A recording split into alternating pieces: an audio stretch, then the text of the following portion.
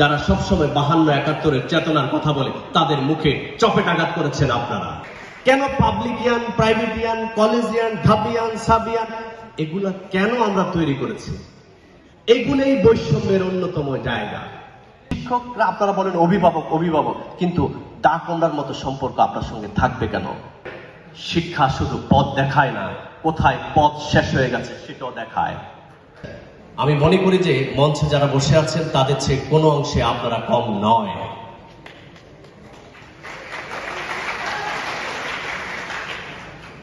সবাই মঞ্চে বসে না, কেউ খবর লিখে, কেউ খবর পড়ে। আপনারা হচ্ছেন সেই গুরুত্বপূর্ণ মানুষ যারা মঞ্চে বসে তাদেরকে পরীক্ষার মধ্যে ফেলে দিয়েছেন যে আপনি কি বলেন আর কি দেখেন। প্রতিটি ক্ষমতা, প্রতিটি চেয়ার, প্রতিটি পদ এটি পরীক্ষার অপর নাম। আল্লাহ মানুষকে পরীক্ষা দেন অর্থ দিয়ে, সম্পদ দিয়ে, ক্ষমতা দিয়ে। যেভাবে ক্ষমতা দিয়েছিলেন শেখ মুজিবকে, তিনি তার ক্ষমতার অপব্যবহার করে তিনি নস্যাৎ হয়ে গেছেন। অত্যন্ত আনন্দিত তার মেয়ে তার উত্তরাধিকার হয়ে তিনি আরো 3 গুণ বেশি নস্যাৎ হয়েছেন। এটা আপনার আমার জন্য শিক্ষা। এটা আমরা যারা মঞ্চে আছে আমাদের জন্য শিক্ষা যে এইভাবে চলতে পারে না। যাই হোক, আমি যেটা বলছিলাম, আপনারা অত্যন্ত সচেতন। যারা বলছিল এই প্রজন্মের দ্বারা কি হবে, আপনারা দেখিয়ে দিয়েছেন। ভ্যাট বিরোধী আন্দোলন করে আপনারা সড়কের সঙ্গে আন্দোলন করে দেখিয়ে দিয়েছেন। সড়ক নিরাপদ আইন 18 এবং 24। সুতরাং যারা সবসময় 52-71-এর চেতনার কথা বলে তাদের মুখে চপেটাঘাত করেছেন আপনারা। সুতরাং আপনারা যারা এই সচেতন অনুষ্ঠানে নিজেরা এসেছেন, নিজেরা আবার নিজেদের জন্য একটা তালি দিতে পারেন যাদের হাত আছে খালি।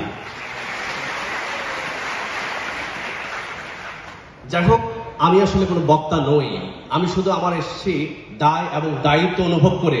যে ভাইরা রক্ত দিয়েছে, যে বোনরা রক্ত দিয়েছে, যে মা তার সন্তানকে বাহিরে পাঠিয়েছে, যে ভাবি তার স্বামীকে রাস্তায় পাঠিয়েছে, ঘরে নিজে একা একা কেঁদেছে, সেই ভাবি এবং মায়ের জন্য আমরা আজকে এইখান থেকে বলি যে শুধু তারা একা নয়, আমরা সবাই একটি পরিবার।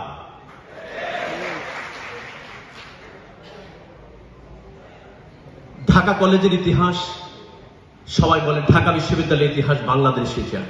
আপনারা জেনে থাকবেন যে ঢাকা বিশ্ববিদ্যালয়ে যে বুদ্ধির মুক্তি আন্দোলন হয়েছিল সেটার অন্যতম আব্দুল ওদুদ এবং আব্দুল কাদের ছিলেন এখানকার শিক্ষক এবং শিক্ষার্থী। সুতরাং ঢাকা এবং ঢাকার বিশ্ববিদ্যালয়, ঢাকা কলেজের ইতিহাস মানে বাংলাদেশের ইতিহাসে একটি অংশ মাত্র। সুতরাং আমরা এই 7 কলেজের অধীনে থেকে আমাদেরকে একটি ঘরটবের মধ্যে ফেলে আমাদের শক্তিকে খণ্ডিত করা হয়েছে। আজকে আমি এখানে প্রতিবাদ করে জানাই। যখন ঢাকা বিশ্ববিদ্যালয় সহ সকল বিশ্ববিদ্যালয় বন্ধ করে দিয়েছে, তখন আমার ঢাকা কলেজের বাইরে সায়েন্স ল্যাব বোর্ড তাৎক্ষণিকভাবে বন্ধ করে দিয়েছে। সুতরাং আপনারা ভুলে যাবেন না, আমাদের মাদ্রাসা শিক্ষার্থীদের কথা আপনারা ভুলে যাবেন না, আমাদের প্রাইভেট বিশ্ববিদ্যালয়ের শিক্ষার্থীদের কথা ভুলে যাবেন না। যে কোনো সরকার আমরা দেখেছি ব্রিটিশ থেকে 1905 থেকে তাদের আরাধনা ছিল ভাগ করো, স্বাধীন করো।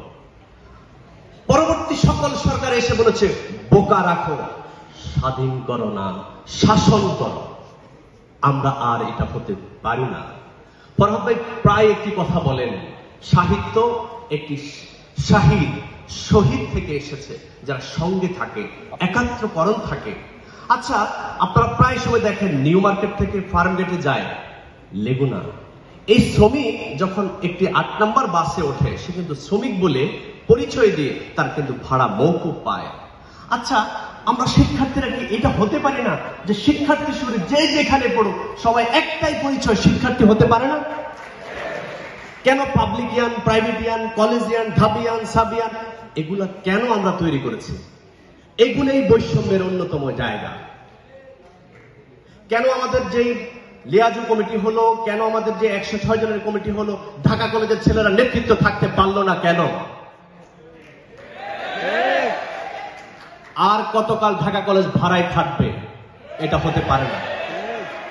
যাই হোক, বৈষম্যের নাম দিয়ে বাতির নিচে অন্ধকার, এই আলাপ চলবে না।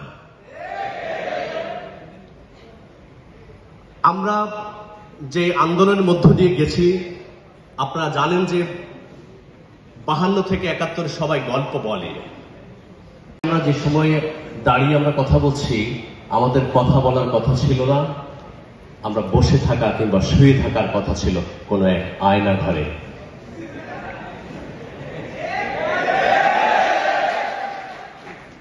2022 সালের 21 জুন বিবিসি বাংলা ফরহাদ মজহারের একটি ইন্টারভিউ নেয়।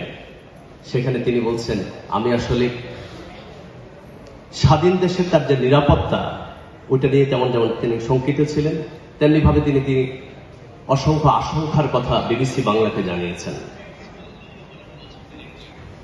আপনারা অত্যন্ত ভাগ্যবান যে ফরহাদ মজহার আজকে আপনাদের সামনে আছেন, একই সঙ্গে তিনি কথা বলবেন, যার জীবন জুড়ে এই সার্বভৌমত্ব, ভৌগোলিক চিহ্ন এবং স্বাধিকার এবং স্বাতন্ত্র্যের জন্য তার লড়াই চলে যাচ্ছে গত অন্তত 2 দশক সক্রিয়ভাবে।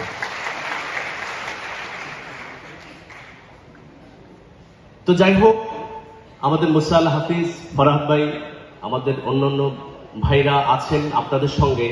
আশা করছি আপনারা তাদের কথা শুনবেন। সে বুদ্ধির মুক্তি আন্দোলন থেকে শুরু করি, আজকে সে 100 বর্ষ পেরিয়ে গেছে।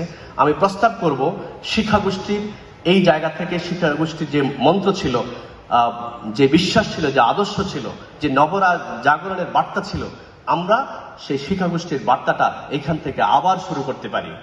প্রস্তাব 1। 2, আমাদের শিক্ষকরা যারা এখানে আছেন তারা আমাদের দূরের কেউ না। তাদের ভুল হতে পারে, মানুষ মাত্রই ভুল হয়, আমাদের ভুল হয়। আমাদের অনেক বুদ্ধিজীবীদের কথাই আমরা যদি শুনতো, তাহলে 52 হতো না, 71 হতো না, 2024 তো হতোই না।